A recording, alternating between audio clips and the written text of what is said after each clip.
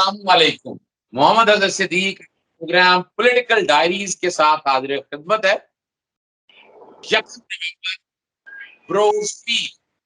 और मेरे साथ आप हमारे आप लोगों की दबंग सहाफी शायद हुसैन को देख रहे हैं। इनके बारे में देखिए, बड़े से लोगों को बड़ा इख्तलाफ है कि ये सच बोलते हैं। क्या करें, इनमें भी फॉल्ट है, इनमें भी फॉल्ट है कि ये सच बोले बगैर रह नहीं सकते। और इनको भी समझ आ गई कि राज़िक वो ज़ात है, रिज़्क उस ज़ात ने देना है और हिसाब किताब है। झूठ बोलेंगे, जो फ़रेब करेंगे, फ्रॉड करेंगे, हिसाब होना है। अब नहीं तो आखिरत में होना है। और ये फिर वो मौका नहीं होना कि आप दुनिया में आके चीज़ों को हमारा काम है सच और हक आपके सामने लाना, हक़ाइक़ बयान करना। और अभी जो है ना, अभी हरफ़े तनकीद अदलिया को क्यों बनाया हुआ है कि जनाब इस वक़्त जुडिशियल एक्टिविज़्म हो रही है और वो कोई नहीं देख रहे। कितना बड़ी शख्सियत है, जो कुछ भी है गैर कानूनी है तो गैर कानूनी है। और हमने पिछले प्रोग्राम में आपको इल्लीगैलिटी और इर्रेगुलरिटी के हवाले से बता दिया था। तो ये कहा जाता है कि उसको, और हमारे सहाफ़ी ये सवाल उठा देते हैं, कानून का पता नहीं है। और या तो ना शाहिद हुसैन, मैं कोर्टों में जाता हूँ, हर कोर्ट में मैंने बैठे इसको देखा कि फील्ड रिपोर्टिंग करते हैं, कोर्ट में बैठकर रिपोर्टिंग करते हैं।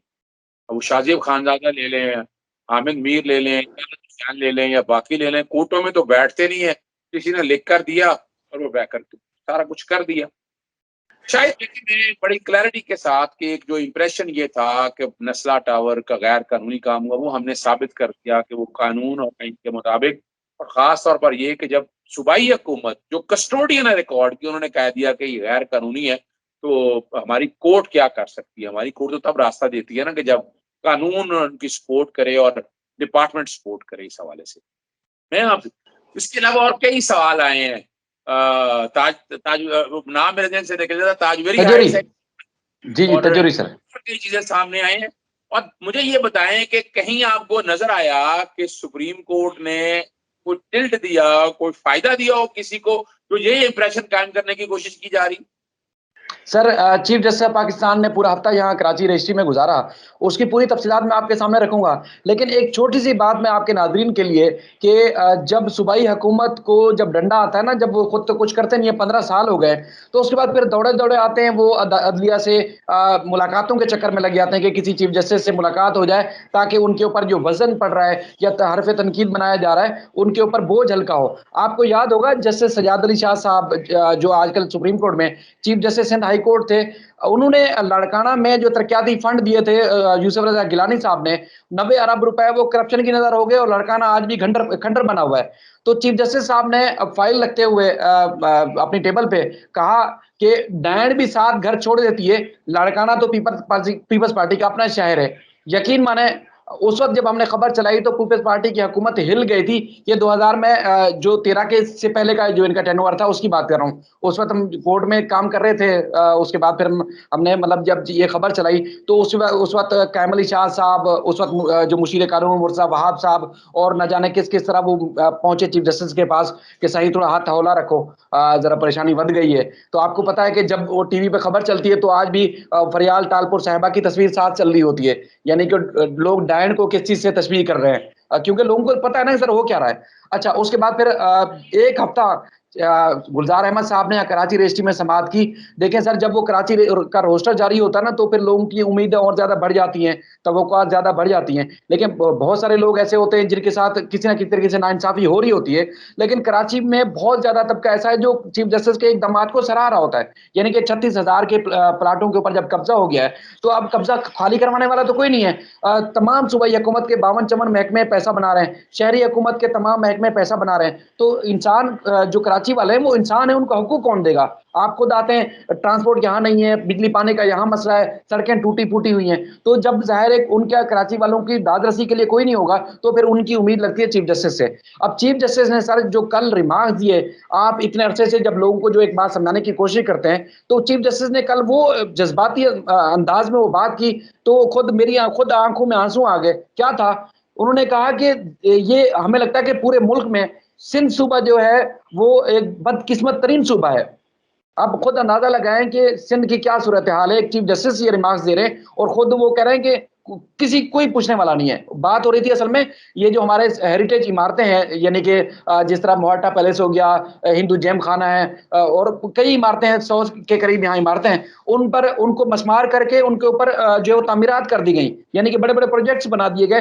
तो जिसमें जस्टिस इजाजुल अहसन साहब ने भी कहा कि जो हेरिटेज जो होती है, कौमी जो विरसा होता है, उसके ऊपर तो लोग जान दे देते हैं। यहाँ सिंध में ऐसा हशर हो चुका है कि यहाँ पर इसको हेरिटेज की हिफाजत करने के बजाय उन्होंने रूम की भी मिसाल दी कि रूम में वहां की अगर पुराने जमाने की उनको ईंट भी मिल जाती है तो उसको महफूज बना के रखते हैं, और दुनिया भर से लोग आते हैं वहां उनकी हेरिटेज को देखने के लिए। यहाँ पर जो एक बनी बनाई चीज थी, आज के दौर में यहाँ पे जो बड़े बड़े लोग हैं वो उसकी नकल भी नहीं कर पाते। शायद आपको रोक रहा हूं, मुझे जो कि इत्तेफाक हुआ लंदन जाने का, इंग्लैंड में गया हूं, फिर मैं यूरोप का सफर किया है। मैंने 450 500 साल की वो इमारतें इतने प्यार से संभाल कर उनको मेंटेन करके उन्होंने उस विरसे को इतना संभाल के रखा है, हम अब सोच नहीं सकते। यानी मैंने यहाँ लाहौर के अंदर मेट्रो ऑरेंज जब ये गई तो इसने तकरीबन 11 के करीब हेरिटेज इमारतों को नुकसान में मामला कोर्ट में दे गया, और कोर्ट ने बकायदा हेरिटेज इमारतों को बचाने का कहा, बकायदा फंड जनरेट किया। और वैसे भी हम आपको पता है कि यूनेस्को के तहत जो बकायदा वर्ल्ड हेरिटेज को बचाता है, पाकिस्तान में तो चंद चीजें रह गई, इंग्लैंड में इंडिया में आज भी चले जाए इतना हेरिटेज है, वो संभालने का बड़ा वाजे तौर पर कहा हुआ है। अच्छा एक चीज आपको और, जो कि मेरा तो ताल्लुक लॉयर्स मूवमेंट में बड़ा मैं आता रहा हूं, मैंने यहाँ बड़े बड़े बिल बोर्ड देखा करता था, सारी सफाई हुई, ये रिकॉर्ड की बातें हैं। बड़ी बड़ी ग्राउंडें जो वीरान थी वो बहाली की तरफ आई। सिर्फ यही नहीं है, जो चाइना कटिंग हो रही थी वो सारा कुछ सामने है। और वो नेमतुल्लाह जो है साहब जो मेयर रहे हैं, जिनका ताल्लुक जमात इस्लामी से है, ये बेसिकली पिटीशन तो वो लेकर आए थे। और ये कोई इस वक्त सुप्रीम कोर्ट को ऐसा, मैं ये कहूं कि जस्टिस गुजार साहब या ये मामला सारा उस वक्त से चल रहा है। और यहाँ जुडिशियल एक्टिविज्म के बगैर मैं तो बड़ा वादे तौर पर कहता हूँ यहाँ बुनियादी हक हासिल नहीं हो रहे हैं। अब अगर किसी ने गैर कानूनी काम किया है, यानी मैं अगर आज फ्रॉड से किसी जगह पे कब्जा कर लिया, या किसी ने मुझे दे दिया, आज गवर्नर हाउस मुझे कोई भेज दे, मैं जाकर वहां घर बना लूं और कहूं मेरा गवर्नर हाउस, वो तो हो नहीं सकता है। तो कोर्टें कैसे कह सकती हैं गैर कानूनी को कानूनी कर सकती है? नस्ला टावर में मुझे भी बड़े यानी मैं भी समझ रहा ज्यादती हो रही है। आपको याद है, आप मेरे साथ ही थे, वहां गए, हमने जाकर देखा, उन्होंने कागजात दिखाए, लेकिन जो वो कागजात सामने रखे कि एक मुस्लिम सोसाइटी कर ही नहीं सकती थी, बेच ही नहीं सकती थी, उन्होंने बेची और बेच के तामीरात। और कमाल की बात है, सिंध बिल्डिंग कंट्रोल ने इजाजत दे दी उसके ऊपर बनाने की, किसी ने देखा नहीं है, पैसे यहाँ चलते हैं। हमने यहाँ सर को देखा है, इतने इतने स्टिंग ऑपरेशन हुए हैं। तो ये सारी चीजों को सामने रखते एक को जिसको इक्तदार, जिसको एक मौका मिला है सुप्रीम कोर्ट के जज पर कि आम लोगों के मसाइल हल कर सकते हैं, तो उन पे तो आईनी और कानूनी जिम्मेदारी है, उन्होंने तो वो काम करने ही करने हैं। और जितना मर्जी आप सियासी जमातें अपनी तरफ रहें, गंदम आपको पता है चूहे यहाँ खा जाते हैं, अरबों रुपए की करप्शन यहाँ पर आम है। कराची में देखें डेवलपमेंट दौर में बहुत की है मुस्तफा कमाल ने भी, लेकिन उसको मेंटेन नहीं रख सके। यहाँ लाहौर में चले सफाई वगैरह हो जाती है, वहां आपने सबने देखा है कि क्या हालात और वाकयात हैं। अब आप जो बाकी अभी केसेस और जब आप देख रहे हैं जी उसमें जी सर, मैं समझते हैं कि सुप्रीम कोर्ट को बेहतरी की तरफ लेके जाएगी चीजें। सर वो मैं आपको जो पूरे हफ्ते की कार्रवाई बता रहा था, उसमें जब मैंने आपको सजाद अली शाह साहब वाली बात बताई थी ना, कि chief justice Sindh high court ने जब इस तरह के रिमार्क्स दिए थे कि डैन भी साथ घर छोड़ देती है, लाड़काना तो पीपल पार्टी का अपना शहर था, तो सूबाई हुकूमत की दौड़ें लग गई थी। अब पूरा हफ्ता जब चीफ जस्टिस ने ना सिर्फ रिमार्क्स दिए बल्कि अहकामात भी दिए, तो फिर सूबाई हुकूमत की दौड़ें पता किस तरह लगी? वजीर आला सिंध साहब मुराद अली शाह साहब, उन्होंने फाइलें बगल में दबाई और दौड़े दौड़े पहुंचे सुप्रीम कोर्ट कराची रजिस्ट्री कल। कल यानी कि जुमे के रोज जब देखा कि मीडिया चला गया है, वहां कोई साइल ही नहीं है, वहां सन्नाटा हो गया है, कोई उनको कैप्चर नहीं कर पाएगा, तो वो पहुंचे चीफ जस्टिस के पास, उनसे इल्तिजा की कि मैं चैम्बर में आपसे कुछ कहना चाहता हूं, आपको ब्रीफिंग देना चाहता हूं, जो सूबाई हुकूमत की जो कारकर्दगी है वो आपको चैम्बर में बताना चाहता हूं। तो बहरहाल जराए बताते हैं कि 1-on-1 मुलाकात हुई है चीफ जस्टिस साहब की मुराद अली शाह साहब के। हालांकि हमारे कुछ जराए ये भी कहते हैं कि आज तक हिस्ट्री है कि चीफ जस्टिस किसी से मिलते नहीं है चैम्बर में, जो भी बात होती है वो कोर्ट में, ओपन कोर्ट में बात करते हैं। बहरहाल चीफ मिनिस्टर थे, उन्होंने एक अपील की, दरखास्त की चीफ जस्टिस से कि वो मिलना चाहते हैं, तो उन्होंने कल वो मिले हैं मुराद अली शाह साहब से। अब चूंकि कुछ ऑर्डर रह गए हैं, यानी कि कल तजूरी टावर का और इसके अलावा कुछ और कुछ हुक्मनामे सामने आना बाकी हैं, कुछ आ चुके हैं, तो अब देखते हैं कि उस मुलाकात का असर होता है या नहीं होता। लेकिन जो अहकाम दिए उस पर अमल दरामद होता हुआ हम कुछ हद तक देख रहे हैं। एक तो आपने देखा नसरा टावर के ऊपर बचाने के लिए बड़ी भरपूर कोशिश की गई। जो मुतासरीन हैं, जो मकीन है, उनका तो गो का नुकसान हुआ है, ओवरसीज़ पाकिस्तानी भी हैं। लेकिन चूँकि तामीरात ही गैर कानूनी थी, चीफ मिनिस्टर को चाहिए था कि उनके खिलाफ कार्रवाई शुरू करता, जिसने अलॉटमेंट दी, जिसने तामीरात की इजाज़त दी। सूबाई हुकूमत को अपना भी इख्तियार है ना, ऐसा नहीं है ना कि हर काम अदालत कहेगी तो करेंगे। महकमा जाती कार्रवाई भी तो हो सकती है ना सर। तो बहरहाल उनका नुकसान हुआ है, लेकिन वो नसरा टावर खाली भी हो रहा है। उसके बाद फिर कोशिशें हो गई हैं, अखबार में इश्तिहार भी आ चुका है कि इसको अब 3 नवंबर से पहले-पहले बड़ी कार्रवाई होते हुए देख रहे हैं। उसके बाद आपने बिल बोर्ड्स की खुद बात की। अलादीन पार्क के सामने एक एक रेज़िडेंसी थी, बहुत बड़ी इमारत थी, उसको अदालत ने मसमार करने का हुक्म दिया। नाले आपके सामने, नालों के ऊपर आपको पता है कि बड़ी तजावुज़ात थी, पूरा कराची डूब जाता था।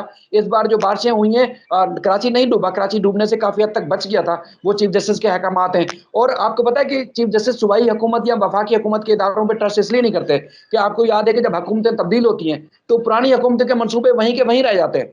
लेकिन अब की बार जो भी हुक्मनामा दिया है खासतौर पर कराची के लिए, उसमें एफडब्ल्यू को उसके ठेका जो है, उसका काम की ज़िम्मेदारी एफडब्ल्यू की ज़िम्मेदारी दे दी गई है। यानी कि जो एफडब्ल्यू काम करेगा, वो हुकूमत कोई भी है, लेकिन काम नहीं रुकेगा। ये चीफ जस्टिस ने पक्का काम किया है। चीफ जस्टिस अगर रिटायर भी हो जाएँगे, तो वो काम नहीं रुकेंगे, चाहे वो नालों की तामीरात का हो, सर्कुलर रेलवे की बहाली का काम हो, या फिर दीगर जो अहम तरीन मंसूबे शुरू किए हैं, जो कि K4 का मंसूबा भी आपके सामने है। उसके बाद फिर ये वाला जो काम है, ग्रीन लाइन का, जो नवंबर में अभी शुरू होने वाली है, वज़ीर आज़म खुद आके इफ्तिताह करेंगे। तो बहुत सारे काम चीफ जस्टिस की हिदायत के ऊपर हुए हैं। और उसके बाद फिर आप अगर चीफ जस्टिस रिटायर भी हो जाते हैं, तो आगे ये सारे कराची के मफाद के जो केसेस हैं, वो जस्टिस इजाज़ुल अहसन साहब चलाएँगे। क्योंकि पिछले कई रोस्टर्स में ना सिर्फ वो चीफ जस्टिस के साथ होते हैं कराची रजिस्ट्री में, ज़्यादातर जो हुक्मनामे तहरीर किए जा रहे हैं, वो इजाज़ुल अहसन साहब खुद कर रहे हैं। और वो कराची का जो एक जियोग्राफ़ी या एक डेमोग्राफ़ी है, वो अच्छी खासी समझ भी चुके हैं कि कराची में क्या हेर-फेर हो रहा है, ज़मीनों की अलॉटमेंट के ऊपर। उसके बाद फिर करप्शन, बदउनवानी, जो मसाइल हैं, वो अच्छे खासे इजाज़ुल अहसन साहब भी समझ गए। यानी कि अगर चीफ जस्टिस रिटायर होते हैं, तो आगे इजाज़ुल अहसन साहब जब उनके पास ये ज़िम्मेदारी आएगी, तो वो केसेस को सुनेंगे। तो उम्मीद है कि कराची में जो 1 हफ्ते पिछले कार्रवाई की है, और हेरिटेज से मुताल्लिक भी ख़ास तौर पर, उसके बाद हिंदू जेम खाना एक बहुत बड़ा सिकाफ़ती विरसा है। आप खुद जब आते हैं वहाँ से, आपकी भी नज़र पड़ती होगी। चीफ जस्टिस ने खुद भी कहा कि ऐसी इमारतें कराची में मौजूद हैं, जिसमें टूरिज़्म के नाम पर पाकिस्तान बहुत ज़्यादा पैसा कमा सकता है। दुनिया भर को उसकी एक्सपोज़र कर सकता है, और उसकी हिफाज़त ना सिर्फ़ हिफाज़त नहीं की जा रही, बल्कि उसको तोड़-फोड़ कर मल्टी स्टोरेज इमारतें बनाई जा रही हैं। और उसके बाद फिर अगर नकल भी करना चाहें, तो वो इमारतें नकल करके भी नहीं बनाई जा सकती। यानी कि इतनी नाअहली हमारे इदारों की। तो बहरहाल अब आज आखिरी दिन था, बहुत सारे हुक्मनामे आ चुके हैं, मज़ीद आने भी हैं, और उम्मीद करते हैं कि मामलात बेहतर होंगे सर। बहुत शुक्रिया शाहिद साहब, आपने ये क्लैरिटी के साथ चीज़ें सारी बता दी। अब हम पापा आप मैं बैकग्राउंड पे आप आर्टिकल 199, 184, 3 जिसके तहत सुप्रीम कोर्ट ये सारे मामला देख रही है, फिर फंडामेंटल राइट्स भी सारे जो हमारे आर्टिकल 9 से शुरू होकर 26, 27, 28 तक जाते हैं, वो सारे बैकग्राउंड पे अब चल रहे होंगे। इनकी एनफोर्समेंट ये ज़िम्मेदारी है, ड्यूटी है हमारी अदालतों की। उन्होंने ड्यूटी पूरी कर रही हैं, किसी को एतराज़ हो रहे, लेकिन ये जुडिशियल एक्टिविज़्म के बगैर ये मुल्क आगे नहीं जा सकता। हुकूमत कोई भी हो, हालात कभी ठीक होने हैं। आप सब लोगों से गुजारिश है, जुडिशियल एक्टिविज्म को सपोर्ट करें, अदालतों के दरवाजे ज़्यादा से ज़्यादा खटखटाएँ, वरना हुकूमत वक़्त से हमें कोई उम्मीद नज़र नहीं आती है। बहुत शुक्रिया शाहिद आपका। इजाज़त चाहेंगे। अस्सलाम वालेकुम, अल्लाह हाफ़िज़, पाकिस्तान ज़िंदाबाद।